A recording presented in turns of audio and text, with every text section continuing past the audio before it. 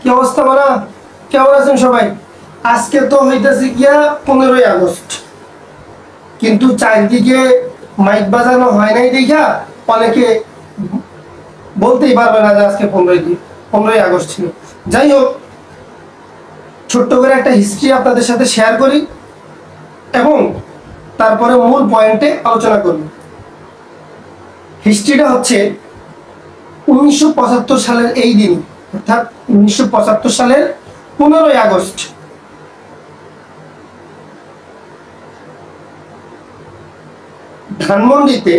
ধানমন্ডির 32 নম্বরে শেখ মুজিবের একটা বাসা ছিল। এই দিনে অর্থাৎ 1975 সালের 15ই আগস্টে শেখ মুজিব এবং তার স্ত্রী ফজিলাতুন্নেসা এদের দুইজনের সাথে আরো 16 জন মারা যায়। এই 16 যোগ 2 হচ্ছে মোট 17 জন।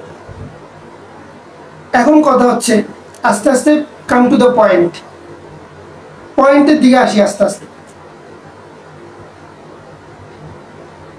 দেখেন, তিনি ধানমন্ডির বাসাতে মারা গেছে। এখন আমার বাসায় আমার দাদা মারা যেতে পারে, আমার বাবা মারা যেতেই পারে।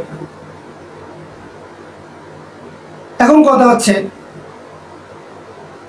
2024 সালে আইসা যারা একটা পুরা হোল জাতিকে টেকনাফ থেকে তেঁতুলিয়া, সীমান্ত থেকে জুনুব, মানে পুরা বাংলাদেশের একটা জাতিকে যারা স্বাধীন করছে, পুরা একটা জাতিকে যারা মুক্ত করছে, আমরা কি তাদের শোকে কাতর হব, নাকি এক লোক বাসায় মারা গেছে তার শোকে আমরা কাতর হব? পয়েন্টে আসেন, পাঁচাটার সুযোগ নেই।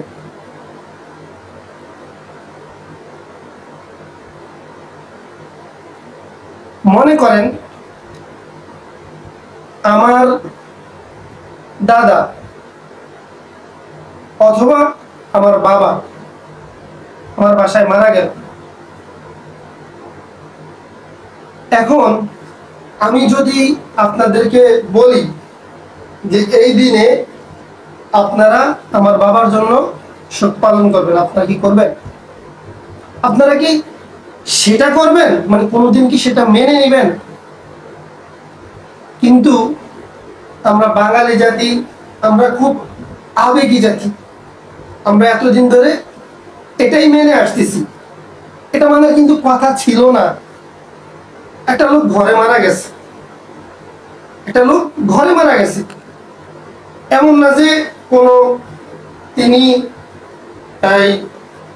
একটা জাতিকে মুক্ত করার জন্য বা একটা জাতিকে স্বাধীন করতে গিয়ে মারা গেছে। বিষয়টা কিন্তু ওইটা না, এটা এক লোক ঘরে মারা গেছে।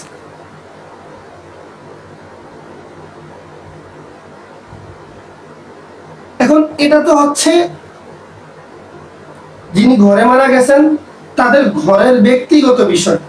এখন পয়েন্টের কথা হলো, আপনি কি কারো ব্যক্তিগত শোক পালন করবেন, নাকি আপনাকে আমাকে যারা স্বাধীন করছে তাদের শোকে আপনি কাতর হবেন? আরেকটা কথা হলো, তারা ছিলেন 17 জন। তারা বাসায় যারা মারা গেছে তারা ছিল 17 জন। আর আপনাকে স্বাধীন করতে গিয়ে বুকের তাজা রক্ত দিয়েছে নাম না জানা অনেকজন। তাহলে কার শোকে কাতর হবেন? সংখ্যার দিক থেকে যদি বলি, তাহলে আপনি কার শোকে কাতর হবেন? 17 জনের, নাকি অসংখ্য অগণিত লোকের? আর এতদিন তো অবশ্য আমাদের বাঙালি জাতি করে আসতেছি, শোকটা পালন করে আসতেই আছে। 1975 থেকে 2023 সাল পর্যন্ত প্রায় 28 বছর তো করে আসতেছি। কিন্তু আমি আমার নাকের ডগায় গত কিছুদিন আগে 20-22 দিন আগে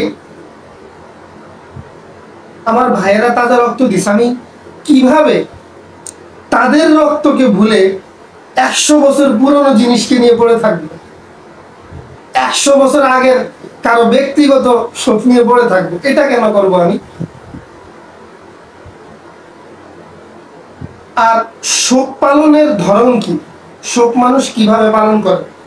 শোক তো মানুষ পালন করে, ধরেন আপনার বাসায় একজন লোক মারা গেল, এখন আপনি কি এটা শোনার পরে আপনি কি প্যান্ট টাই কোট লাগে কি আপনি যাইবেন দেখতে, নাকি আপনার পরের মধ্যে যেটা আছে সেটা নিয়ে আপনি দৌড়াদৌড়ি শুরু করে দিবেন?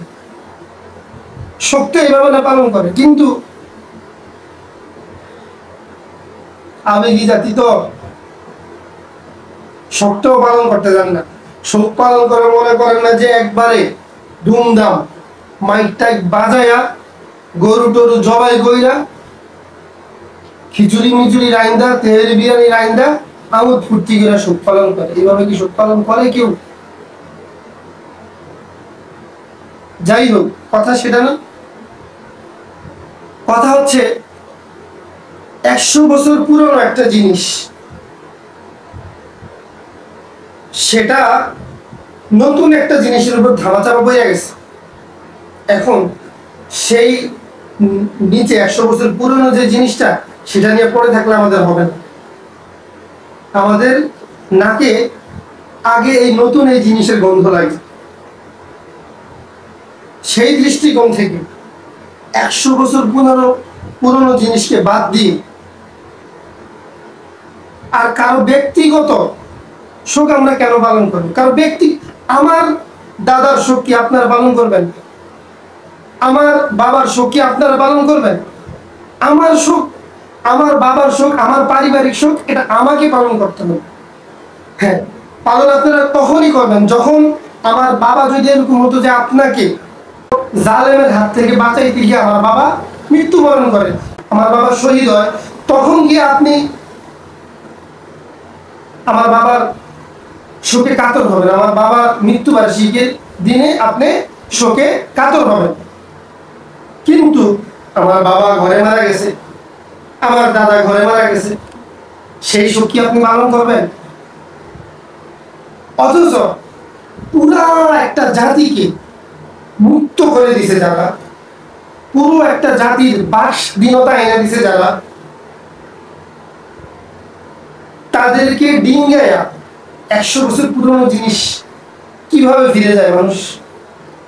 এই এতগুলো অগণিত অসংখ্য লাশের উপর দিয়ে আপনি কিভাবে 17 জনের খোঁজ নিতে যান?